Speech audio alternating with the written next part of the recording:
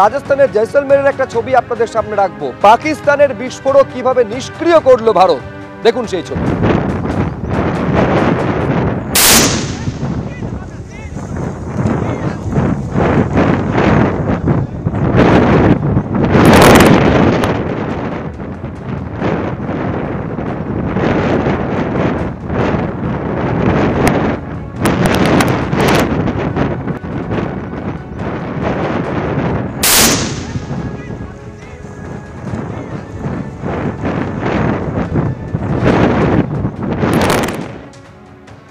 এবার আপনাদের সামনে রাখবো অপারেশন সিঁদুরে ভারতের প্রত্যাঘাত।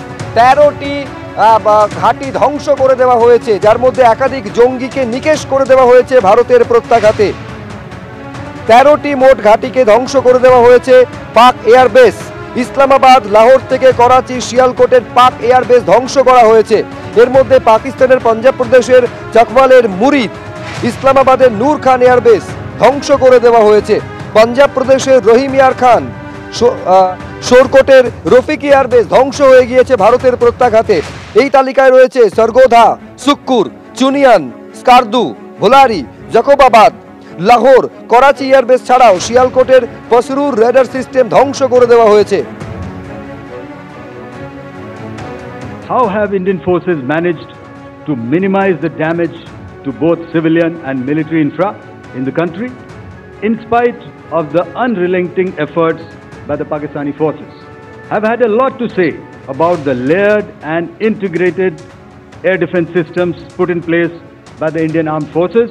This robust AD system comprises of a large variety of multi-layered AD sensors and weapon systems, from point defense weapons like the low-level air defense guns, shoulder-fired manpads, and short-range surface-to-air missiles or SAMs. The numerous waves of drones and unmanned combat aerial vehicles employed by Pakistan were also thwarted by the indigenously developed soft and hard-kill counter-US systems. Shown on the screen is the probable enemy PL-15 missile, which is of Chinese origin. This missile has missed its target, and you can see the pieces now which are available with us. Another weapon system or weapon which was found was the long-range rocket, the pieces of which you can now see on the screen. We have talked about the loiter munitions and the unmanned aerial systems, and here are some of the glimpses of those systems which we have brought down. To your right, with the right undercarriage or the wheel, you can see is the YIHA system. The YIHA drones are of Turkish origin. You can see some quadcopters, and you can see one odd Sonka drone hanging by the wire. All these have been brought down by our trained crew and air defense systems. The composite picture of the Indian Air Force targeting so far is now shown on the screen. As you can see, we have targeted the length and breadth of the adversary from the open source are now being shown to you on the screen. In fact, two of them. This is the strike on the Noor Khan Air Base. And you can see the effect. This is the aftermath of our strike at Rahim Yar Khan Air Base. You can see the massive crater that it has left on its runway. And you can see the pinpoint accuracy of our weapons.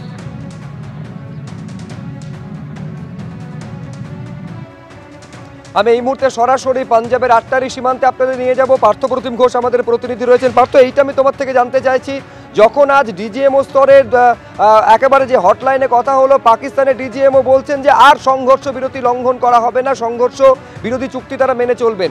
তার কতটা প্রতিফলন? ঘড়ির কাঁটায় 7:30 পেরিয়ে গিয়েছে সন্ধে, বাস্তবে কতটা দেখতে পাচ্ছ সীমান্তে?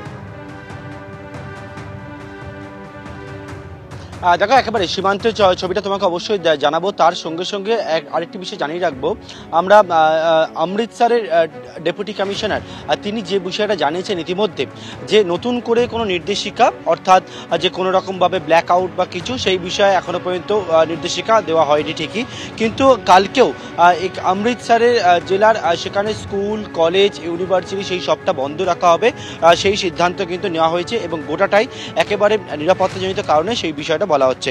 একেবারে আটারি ওয়াঘা যে বর্ডার সেই সীমান্তে আমরা রয়েছি এবং সেখানে সেই সীমান্ত ইতিমধ্যে তুমি জানো যে ইতিমধ্যে সেটা বন্ধ রয়েছে এবং এখান থেকে 23 কিলোমিটার দূরে হচ্ছে পাকিস্তানের লাহোর এবং এই যে 1 কিলোমিটার দূরে আমাদেরকে এই জায়গায় দাঁড়াতে বলা হয়েছে, কারণ এই যে প্রান্তের পরবর্তীকালে সেখানে অন্যান্য সময় যাওয়ার অনুমতি থাকলেও এই সময় কিন্তু অনুমতি সেটা দেওয়া নেই।